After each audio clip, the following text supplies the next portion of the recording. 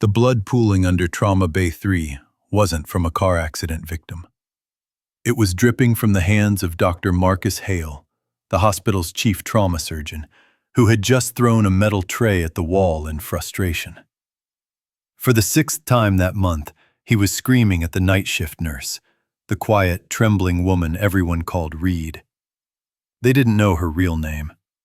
They didn't know she had spent 8 years in Fallujah teaching Marine snipers how to put a bullet through a target's skull from 1,000 yards out. They just knew she was slow, damaged, and afraid of loud noises. When the medevac chopper brought in a dying Marine who refused to let anyone touch him, screaming for someone called Reaper 1, the hospital staff thought he was delirious. They had no idea Reaper 1 was standing right there, wiping down a bedpan with shaking hands, waiting for the moment she could finally stop hiding. Hey, before we go any further, drop a comment and tell me where you're watching from. I love seeing how far these stories travel. And if you're new here, hit that subscribe button. This channel lives for stories like this.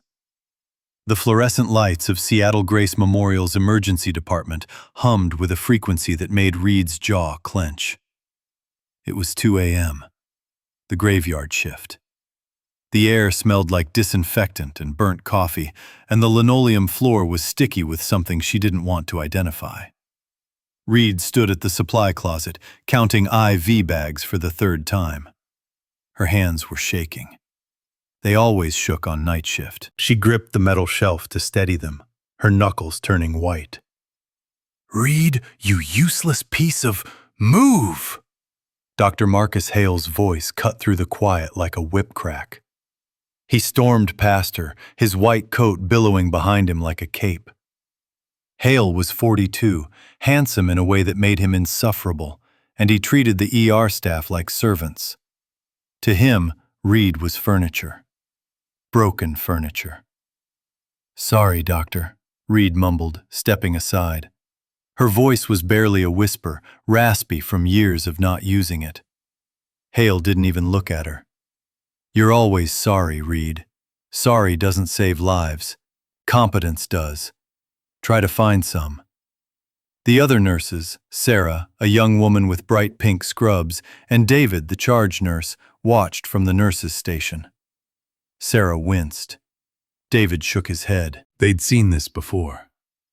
Hale had been tearing into Reed for 6 months, ever since she'd transferred from a VA hospital in Ohio with a file so thin it looked fake. "Why does she even work here?" Sarah whispered to David. David shrugged. HR won't touch her. Something about disability protections. Her hands shake. She's got PTSD or something. Hale's been trying to force her to quit. Reed heard every word. She had the hearing of a predator, honed in environments where missing a sound meant death. But she said nothing. She just went back to counting IV bags. 1, 2, 3. Her hands trembled as she reached for the 4th. She wasn't afraid of Dr. Hale. She'd been screamed at by drill instructors in the rain at Paris Island. She'd been cursed out by dying Marines in the dust of Ramadi. Hale's arrogance was nothing. But the shaking, that was real. It started 3 years ago, the night she left the Corps. The night she'd held her rifle scope on a target for 6 hours in the freezing cold, only to watch the mission get scrubbed at the last second. The night she realized she was done killing. Reed closed her eyes, breathed in for 4, held for 4, out for 4. The therapist at the VA had taught her that. She opened her eyes. The shaking slowed. She picked up the IV bag and walked toward Bay 2, where a drunk college kid was sleeping off alcohol poisoning. That's when the doors exploded open. Not slid open, exploded. A gust of wind and rain slammed into the ER, and with it came the sound Reed hadn't heard in 3 years. The sound that made her heart stop, and her blood turn to ice. Fwop, fwop, fwop, fwop. Helicopter rotors. Heavy lift. Close. Reed spun around. The IV bag slipped from her trembling hands and hit the floor with a wet slap. Through the glass doors, she saw the red and white lights of a medevac chopper descending onto the helipad outside. But this wasn't a normal medevac. The bird was coming in hot, too fast, too aggressive. The kind of landing you only see in war zones. "Incoming trauma!" the radio squawked. Male, mid-20s, multiple gunshot wounds to the chest and abdomen. BP crashing. He's combative, refused sedation. ETA 30 seconds. Dr. Hale snapped into action. "Bay 1, now! Sarah, get me 4 units of O-neg. David, prep the crash cart. Reed." He looked around. Reed was gone. She was already moving toward the supply closet, her gait uneven but fast. Inside, she locked the door and pressed her back against the cold metal shelving. Her breathing was shallow. The rotors. The smell of jet fuel seeping in through the ventilation. It was all too familiar, too real. No, not here, not now. She reached into her scrub pocket and pulled out a small silver coin. It was worn smooth from years of rubbing. On one side was the Marine Corps emblem.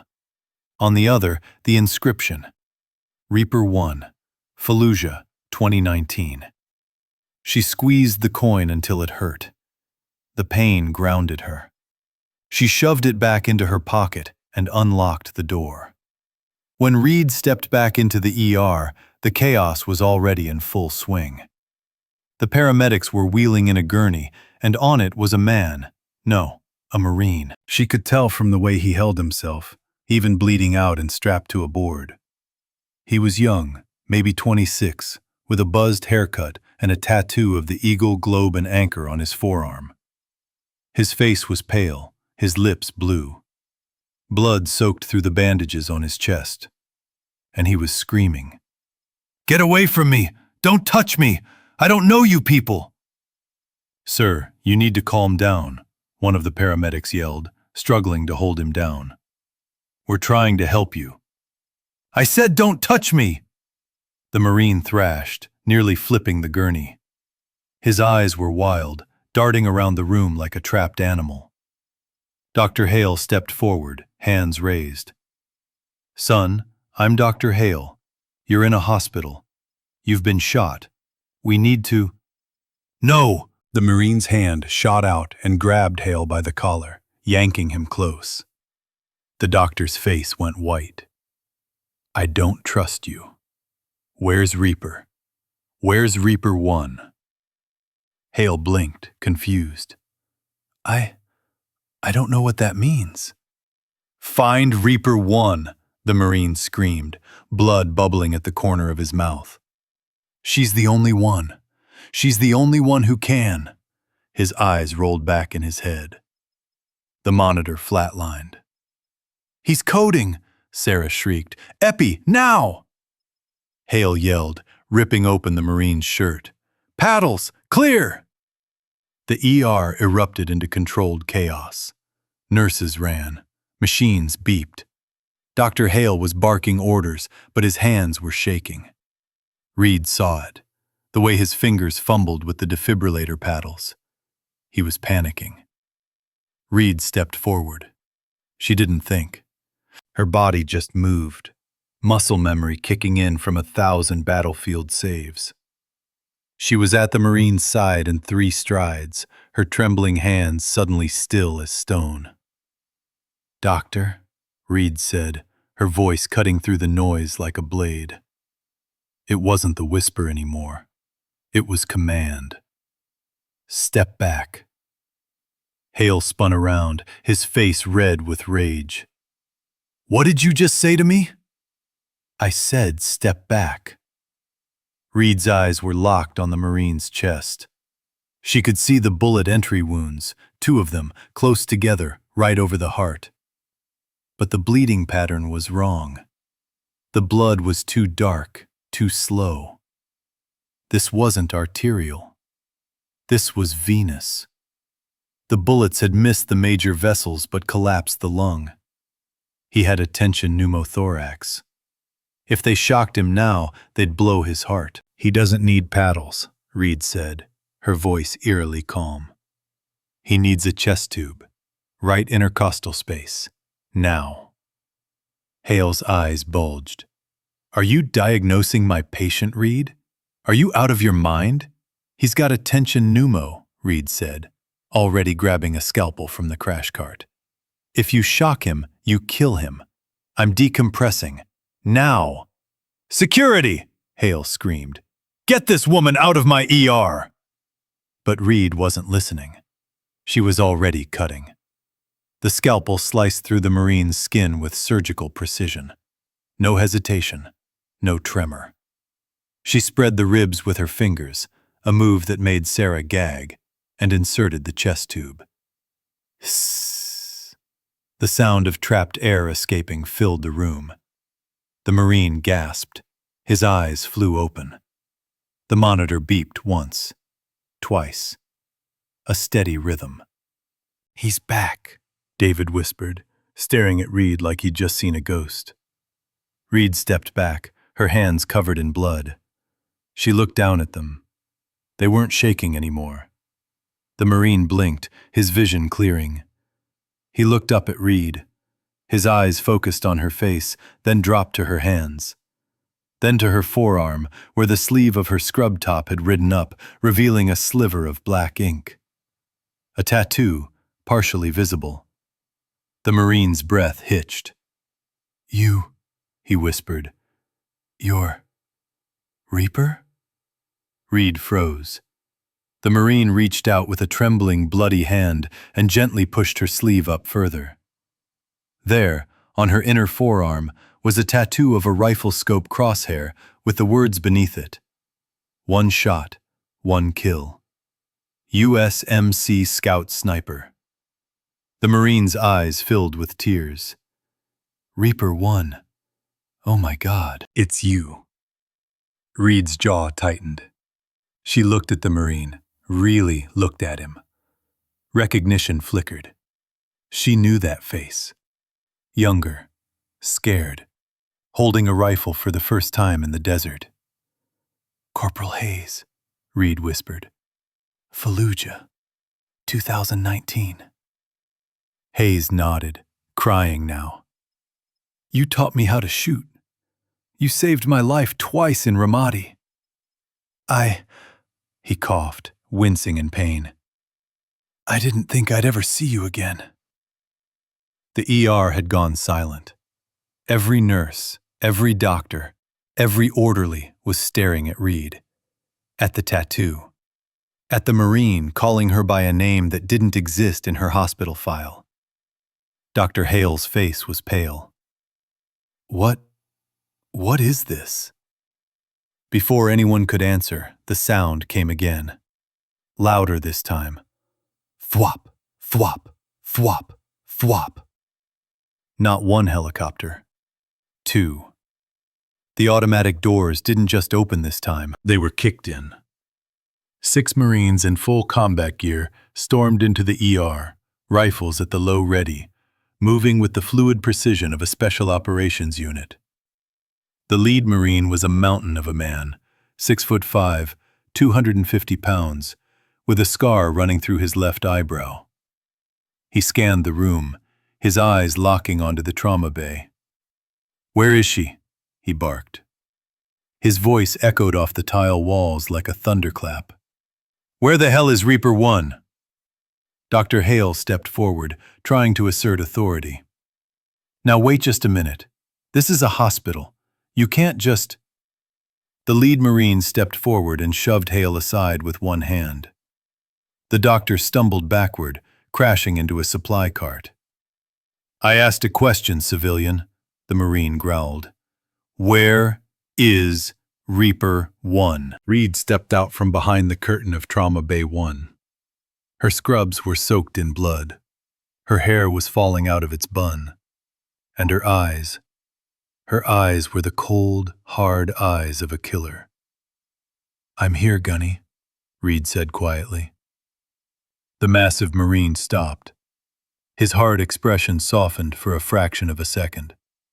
He snapped to attention, bringing his hand up in a sharp salute. "Staff Sergeant Reed," he said, his voice thick with emotion. "Gunnery Sergeant Cole Briggs, 2nd Battalion, 5th Marines. We need you, ma'am." Reed returned the salute. "At ease, Gunny. What's the situation?" Briggs lowered his hand. "We've got 7 Marines pinned down in a training exercise gone sideways, 30 miles north. Live fire. Multiple casualties. Our corpsman is dead. The flight medic broke his arm in the crash. We can't get a bird close enough to land, but we can hover." He stepped closer, his voice dropping. "Ma'am, those boys are dying. We ran your name through the database. You're the only Marine-qualified high-angle rescue medic within 300 miles. And you're the only one those kids trust." Reed looked at Corporal Hayes on the gurney. He was stable now, breathing easy. She looked at Dr. Hale, who was staring at her with a mixture of shock and fury. She looked at Sarah and David, whose mouths were hanging open. Then she looked at Gunnery Sergeant Briggs. "Give me 2 minutes to change," Reed said. "Ma'am," Briggs said, "we don't have 2 minutes." Reed nodded. She ripped off her bloody scrubs right there in the middle of the ER, revealing a sports bra and cargo pants she wore underneath. Someone gasped. She didn't care. She grabbed a tactical med bag from one of the Marines and slung it over her shoulder. "Reed!" Dr. Hale finally found his voice. "If you walk out those doors, you're fired. Do you hear me? Fired!" Reed stopped. She turned slowly to face Dr. Hale. She walked up to him, close enough that he could see the scars on her collarbone, shrapnel wounds from an IED. Close enough that he could smell the gunpowder that still lived in her hair, no matter how many times she washed it. "Dr. Hale," Reed said, her voice low and deadly calm. "That Marine on the table? The one you were about to kill with your paddles? His name is Corporal Ethan Hayes. He's 26 years old. He has a wife and a baby girl. And he's alive because I stopped listening to you." She leaned in closer. "I don't work for you anymore. I work for them." Reed turned and walked toward the door. Gunnery Sergeant Briggs fell into step beside her, along with the rest of the Marines. They moved like a single organism, a machine built for war. As they reached the shattered automatic doors, Sarah called out, "Wait! Who are you? Really?" Reed stopped. She didn't turn around. "Staff Sergeant Emma Reed," she said. "Scout sniper. Confirmed kills, classified. Years of service, 8. Reason for discharge, medical. Reason for the shaking hands?" She held up her hands. They were steady now, perfectly steady. "Because I've been holding back," Reed said. "But not anymore." And then she was gone, swallowed by the roar of the rotors and the storm. The interior of the MH-60M Blackhawk smelled like jet fuel, gun oil, and fear. Reed sat on the bench seat, strapping into a 5-point harness while the crew chief handed her a headset. The moment she pulled it over her ears, the chaos of the rotor wash became a dull hum, replaced by the crackle of the radio. "Reaper 1, this is Dagger Actual," a voice said over the comms. It was the pilot.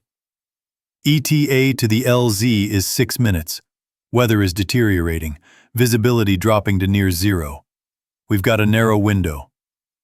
"Copy, Dagger Actual," Reed replied, her voice flat and professional. The tremor was gone.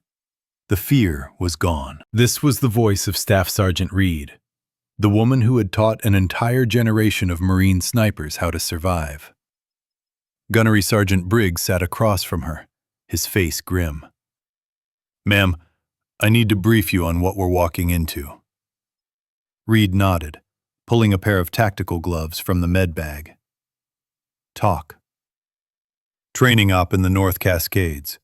7 Marines, all Scout sniper students. They were running a live-fire stalk exercise when they stumbled onto something they shouldn't have. What kind of something? Reed asked, checking the contents of the med bag. Tourniquets, combat gauze, chest seals, morphine. Good. Drug runners, Briggs said darkly. Big operation. Grow op, processing lab, the works. The Marines got spotted. The runners opened fire. Our boys returned fire, but they're outgunned and pinned down in a box canyon. No air support, too many trees. No ground extraction, too steep. We can only hover. Reed looked up. Casualties? 3 critical, 2 walking wounded, 1 KIA. Briggs paused. The KIA is Corman Ramirez. He took a round to the neck trying to treat the wounded. That's why we need you. Reed's jaw tightened. She'd known Ramirez. Good kid. Too young to die. What about hostile count? Reed asked. Unknown. At least 12 armed contacts. Automatic weapons. Maybe RPGs. Reed nodded. And you want me to rappel into a hot LZ, stabilize 3 critical casualties, and get them ready for hoist extraction while under fire? Briggs met her eyes. Yes, ma'am. Reed allowed herself a small, cold smile. Just like old times. The helicopter banked hard to the left, and through the window, Reed saw the jagged peaks of the Cascade Mountains rising out of the mist. The sun was starting to rise, painting the snow-capped ridges in shades of pink and gold. It would have been beautiful if it weren't a kill box. 2 minutes, the pilot yelled. Reed stood up, checking her harness. Briggs handed her a tactical vest with ceramic plates. She strapped it on, feeling the familiar weight settle across her chest. She wasn't a nurse anymore. She was a Marine again. Reaper 1, be advised, the pilot's voice crackled. We're taking sporadic fire from the tree line. I can give you 30 seconds on the rope. After that, we have to break off or we're going down. Understood, Reed said. She moved to the open door of the helicopter and looked down. Through the swirling mist, she could see the wreckage of a crashed UH-1 Huey at the bottom of the canyon. Smoke was rising from the twisted metal. Around it, she could see muzzle flashes. The Marines were still fighting. Reaper 1, you are cleared hot, the pilot said. Go, go, go! Reed didn't hesitate. She grabbed the fast rope and jumped. The descent was a controlled fall through freezing air and gunfire. Bullets zipped past her, snapping through the mist like angry hornets. Reed kept her eyes on the ground, her legs wrapped around the rope, sliding down at a speed that would have terrified anyone who hadn't done this 100 times before. 30 feet. 20. 10. She hit the ground hard, her bad knee buckling for a second before she forced it to hold. She released the rope and immediately dropped into a crouch, scanning for threats. The Black Hawk above her roared and banked away, the downdraft kicking up a storm of dirt and pine needles. Reaper 1 on deck, Reed shouted into her radio. Copy, Reaper, a voice yelled back. We're in the wreckage, 12 o'clock. Reed sprinted toward the crashed Huey, keeping low. Rounds impacted the ground around her, kicking up geysers of mud. She didn't slow down. She'd been shot at by better marksmen than these drug runners.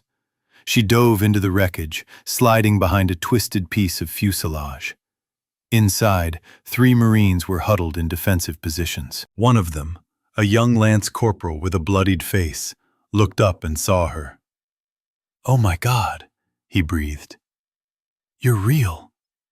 You're actually real. Where are the wounded? Reed barked. The lance corporal pointed deeper into the wreck. Back there. Sergeant Cross took shrapnel to the abdomen. Private Diaz has a sucking chest wound. Corporal Mendez, his voice broke. Mendez is bad, ma'am. Real bad. Reed moved. The interior of the crashed helicopter was a nightmare of twisted metal and blood. She found the wounded in the cargo bay, lying on thermal blankets. Sergeant Cross was conscious, his hands pressed against his stomach, trying to hold his intestines in. Private Diaz was gasping for air, blood bubbling from a hole in his chest. And Corporal Mendez, Reed's breath caught. Mendez was maybe 22 years old, with a baby face and wide, terrified eyes. His right leg was gone below the knee, blown off by an IED or a grenade. The tourniquet someone had applied was soaked through. "Help me," Mendez whispered. "Please, I don't want to die." Reed dropped to her knees beside him. "You're not going to die, Marine," she said, her voice hard and certain. "Not on my watch." She pulled out a fresh tourniquet and ripped off the old one. Blood sprayed. Mendez screamed. Reed ignored it. She cinched the new tourniquet higher, above the knee, and cranked it until the bleeding stopped. "Morphine," Reed said, holding out her hand. One of the Marines slapped a syringe into her palm.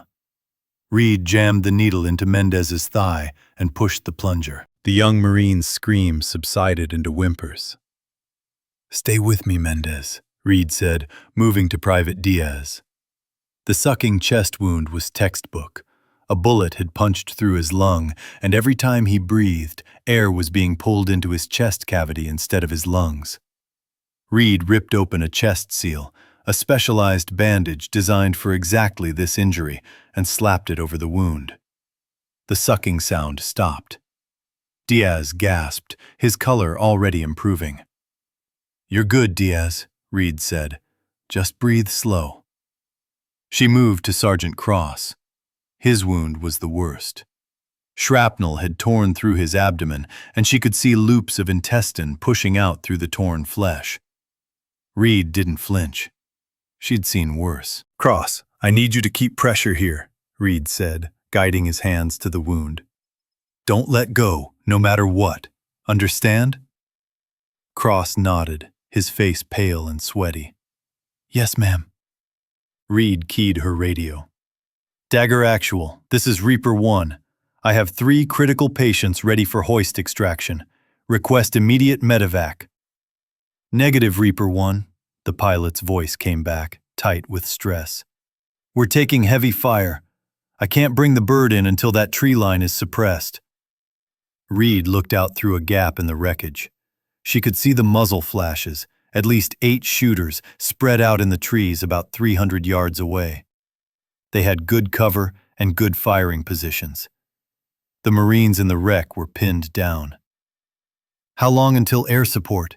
Reed asked. 15 minutes, the pilot replied. "Apache gunships are inbound, but they're coming from Joint Base Lewis McChord. You need to hold until they arrive." 15 minutes.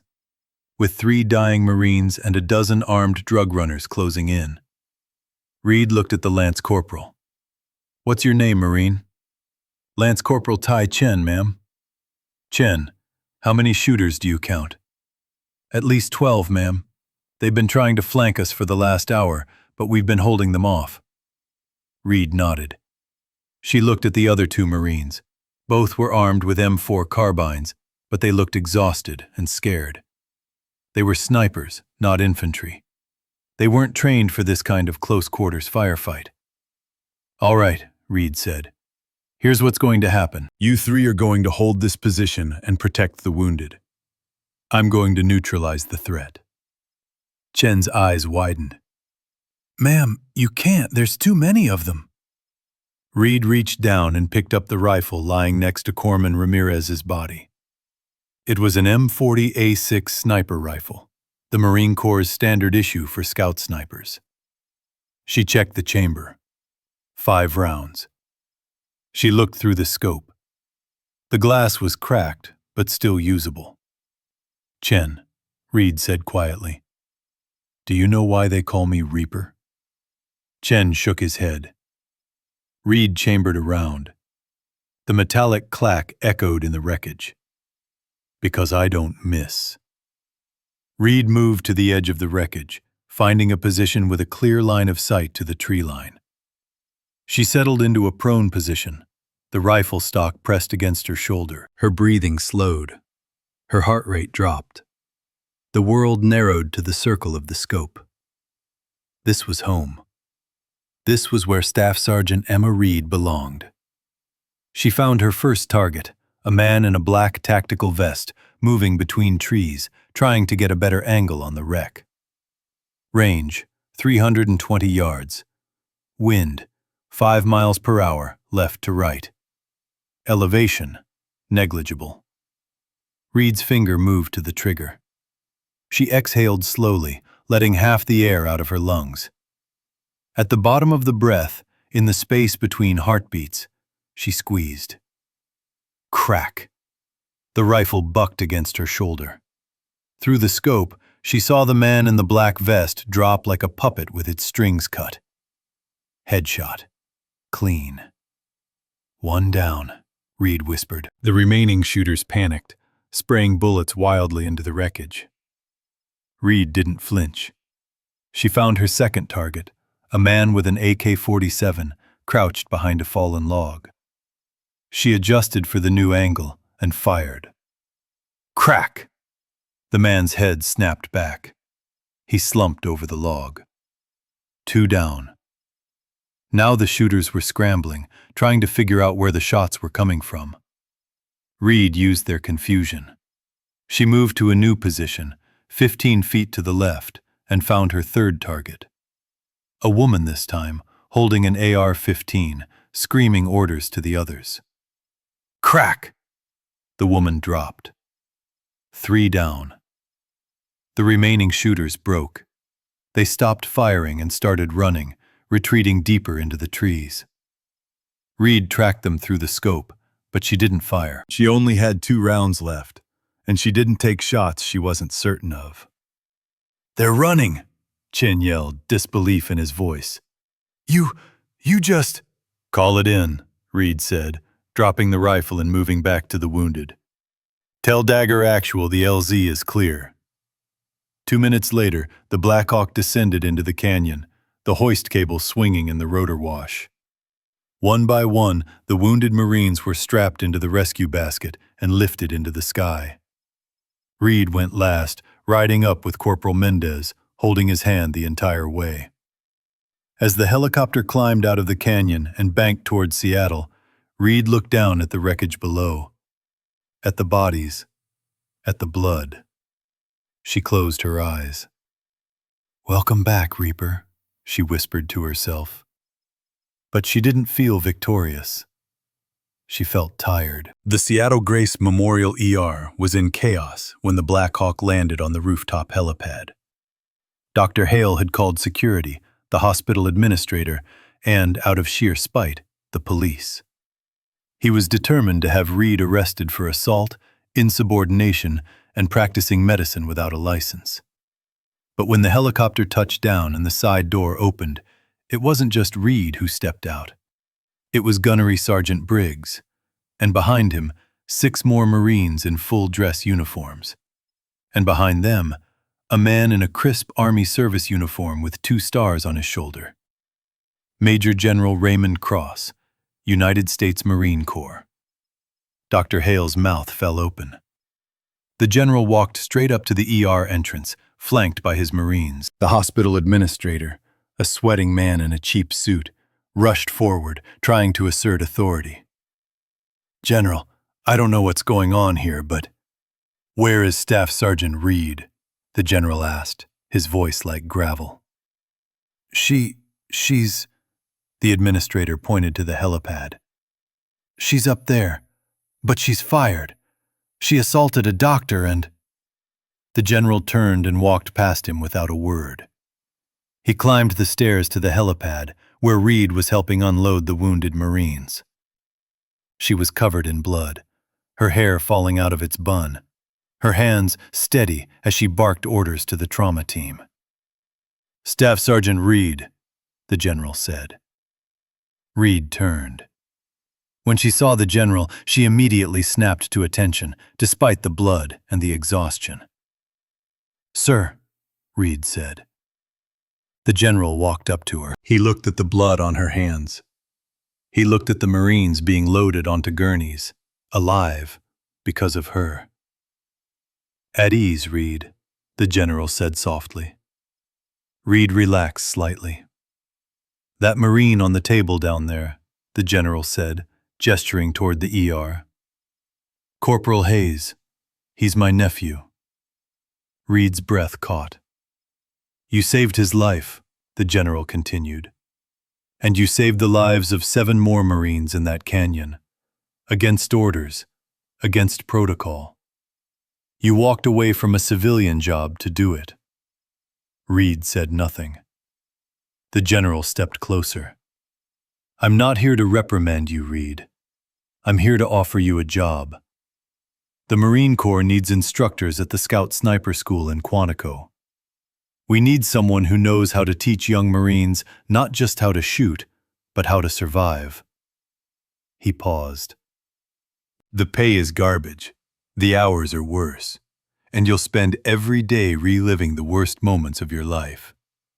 But those kids need you." Reed looked at the general. Then she looked down at the ER, where Dr. Hale was standing in the doorway, watching with a mixture of fear and fury. Reed looked back at the general. "When do I start, sir?" The general smiled. "Tomorrow, 0600, Quantico." Reed nodded. "Semper Fi, General." "Semper Fi, Reaper." 6 months later, at the Marine Corps Scout Sniper School in Quantico, Virginia, a classroom of 20 young Marines sat in terrified silence. At the front of the room stood a woman in Marine Corps fatigues, her hair pulled back in a tight bun, her eyes cold and sharp. "My name is Staff Sergeant Reed," she said, her voice cutting through the room like a blade. "Some of you may have heard stories about me. Some of you may have heard the name Reaper 1. Let me be clear. I don't care what you've heard. I care about one thing, keeping you alive." She picked up a rifle from the table and held it up. "This weapon," she said, "is not a toy. It is not a status symbol. It is a tool. And I am going to teach you how to use it so that when you're lying in the dirt, 300 yards from a target, with your heart pounding and your hands shaking, you will still make the shot." She set the rifle down and looked at the class. "Because one day, that shot might be the difference between your brothers coming home or coming home in a box." She paused. "Now get up. We're going to the range. And if any of you think this is going to be easy, you're in the wrong classroom." The Marines scrambled to their feet. And Staff Sergeant Emma Reaper 1 Reed led them out into the sunlight, where the ghosts of Fallujah and Ramadi waited in the shadows, and the legend of the night nurse, who became a Marine again, lived on. The story of Emma Reed reminds us that heroes don't always announce themselves. Sometimes they hide in plain sight, waiting for the moment when they're needed most. Dr. Hale never apologized. He quietly resigned 3 weeks later, his reputation in tatters. Corporal Hayes made a full recovery and named his daughter Emma. And somewhere in the mountains of Virginia, a woman with steady hands teaches young Marines how to survive, one shot at a time. If this story moved you, hit that like button and subscribe. We bring you the most powerful military and medical dramas every week. Drop Semper Fi in the comments if you think Reed made the right choice. Thanks for watching, and I'll see you in the next one.